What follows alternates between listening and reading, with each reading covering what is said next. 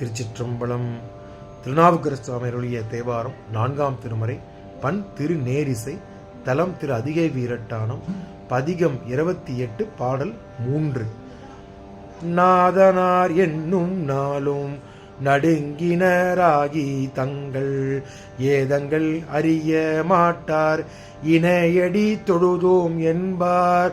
நாதனார் என்னும் நாளும் நடுங்கினராகி தங்கள் ஏதங்கள் அறிய மாட்டார் இணையடி தொழுதோம் என்பார்.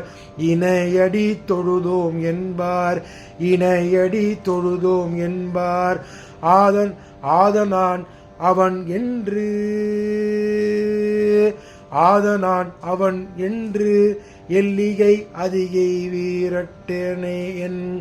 ஆதனான் அவன் என்று எல்லி அதிகை வீரட்டனேனின் பாதம்தான் பரவது வைக்கும் பழவினை பரிசு இல்லனே. பாதம் நான் பரவாதும் உய்க்கும் பழவினை பரிசு இல்லலனே. பாதம் நான் பரவது உய்க்கும் பழவினை பரிசு இல்லனே. திருச்சிற்றம்பலம்.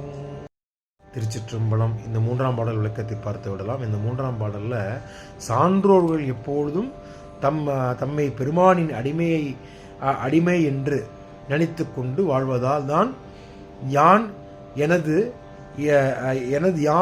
என்ற பற்றுக்கள் அவற்றை வாழ்வதாலும் எவராலும் தம்மை நாதா என்றும் தலைவா என்றும் அழைத்தால் அதனை கேட்டு நடுங்கும் தன்மையவராக இருப்பவர் சிவபெருமான். தம்மை தலைவனாக நினைப்பதும் தவறு என்று கொள்கராகிய அத்தகைய தவறு ஏதும் செய்யாமல் வாழ்வார்கள். தாம் தலைவன் அல்ல பெருமானின் அடிமை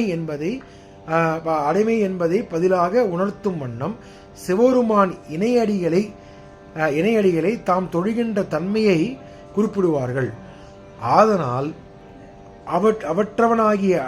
அறிவற்றவனாகிய அடியேன் யான் எனது என்று செருக்கு உடையவனாக அதிகை வீரட்டானம் உம்மை அவன் என்று எழுந்து பழித்து உமது திருவடிகளை தொழுது புகழ்ந்து வணங்காமல் இருக்கின்றேன். இதனால் வாழ்வினில் உய்வினை அடைய நற்பேறு அற்றவனாகிய திகழ்கின்றேன்.